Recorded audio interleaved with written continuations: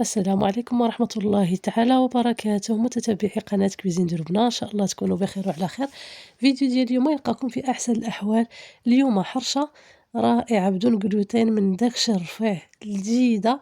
تبعوا معايا المراحل الفيديو حتى الأخير وإن شاء الله غادي تعجبكم وغتلقى الاستحسان ديالكم. غادي نحتاجو هنايا درت 2 معالق، درت 2 كيسان ونص ديال الذرة ديال دقيق الذرة، درت معلقة صغيرة عامرة ديال الخميرة الفورية، خميرة د العجينة، ودرت معلقة صغيرة ديال السكر، ومعلقة صغيرة ديال الخميرة الحلويات، معلقة من كل حاجة، و2 كيسان ونص ديال دقيق الذرة. كنديرو واحد 2 معالق كبار زيت الزيتون، و2 معالق كبار ديال الزبدة، وكنبسبسو بهم هاد الدقيق ديالنا مزيان حتى كيتشرب لينا كامل هداك الإيدام وكيتخلط لينا مع ديك الخميرة. طريقة سهلة والبنات كتجي لذيذة، كتجي غزالة. صافي هنا غادي نخلطو كي قلت لكم كلشي. أنا خليت واحد أقل من نص كاس باش غادي نكملو به التوجاد ديال الحرشة ديالنا. أنا هاد الكمية اللي عطيتكم ما عنديش مقلة كبيرة. عرفتوا البنات أنا هاد البلاكة اللي عندي ما كطيب لياش هاديك الطويجنة د المغرب اللي كنقولوا ليها حنايا الطويجنة كنطيبوا فيها الحرشة. إلا كانت عندكم هاديك هاد المقدار غيجيكم فيها نيشان هو هداك. صافي كنديروا الماء ما يكونش بارد وما يكونش دافي، يكون شوية ميل السخونية. هنا درت الكاس الأول، غنعاود نزيد الكاس الثاني. قلت لكم إلا درتو ديك المقلة غتجيكم فيها نيشان هي هاديك. أنايا هنا قسمت العجينة على 2، خرجت منها 2 حرشات صغار. صافي هنا درت الكاس الثاني كنخلطو مزيان. ضروري الماء يكون كي قلت لكم مايل بزاف للسخونية على يكون دافي.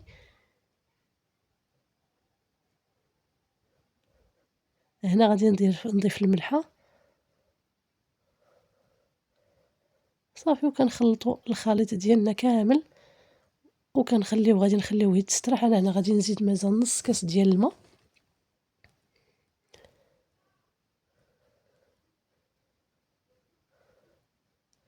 نص كاس ناقص منه واحد شوية، نقولوا 4 كاس تقريبا اللي ضفت. صافي هنايا غادي نغطي بواحد الفيلم وغادي نخليوها ترتاح واحد 15 دقيقة ولا حتى ل20 دقيقة.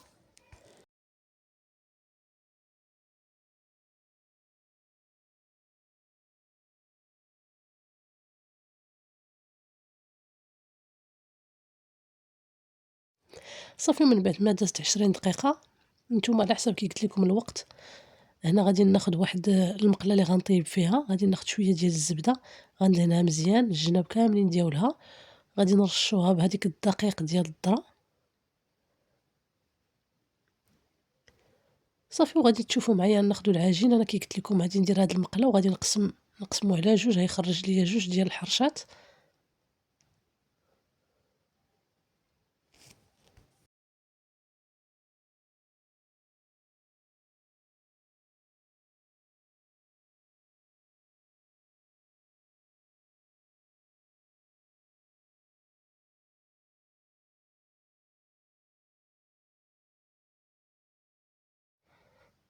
صافي نرشو الجوانب كاملين ديالها وغادي نصاوبو فيها العجينة. راه ما كتكونش ثقيلة بزاف، غتشوفوا معايا كتجينا ساهلة. ملي كنحطوها كنحاولوا غير هكا بشوية بواحد المعلقة، كنقادو لها الشكل ديالها وغنقادو لها الجناب ديالها ونديروها طيب على عافية مهيلة. الا درتوها بحال هكا من الاحسن غطيوها بشي حاجة. بغيتو ديروا فيها واحد الثقب بالوسط ديروه. صافي وكتخليوها حتى كتحمر، مرة كتحركوها كتشوفوا واش كتحرك لكم من المقلة.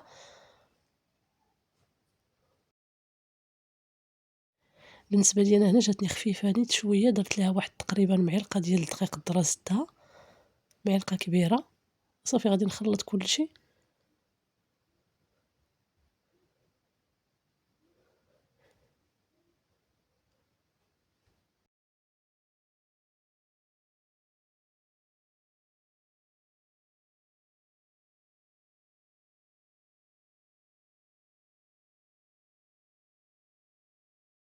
كي قلت لكم راه كتجينا ساهلة ملي كنخويوها.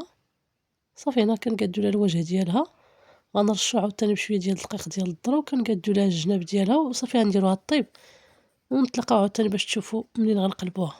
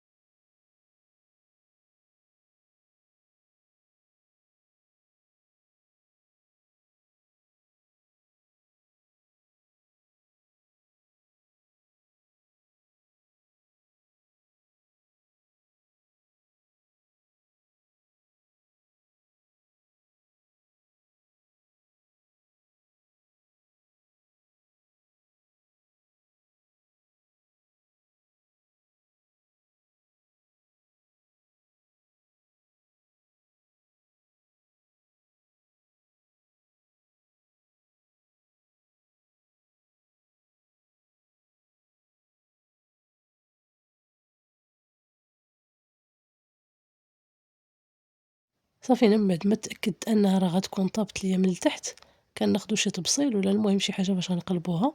أنا هادي كاع فاتت ليا شوية د التحماض، صافي كنقلبوها، نتوما عينيكم عليها،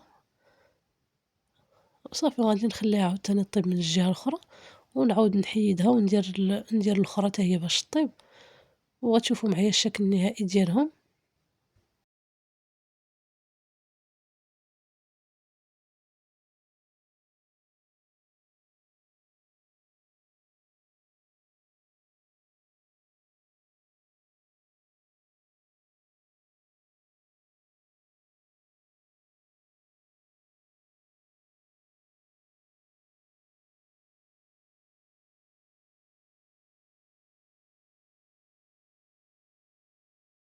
الشكل النهائي هو هذا من بعد ما طابوا ليا بجوج الحرشات دياولي، كيجيو رائعين، كيجيو لذاذين، وسورتو فاش كتقطعوها راه ما كتفرتتش ليكم، غتشوفوا معايا ملي غنقطع كتجي لذيذة.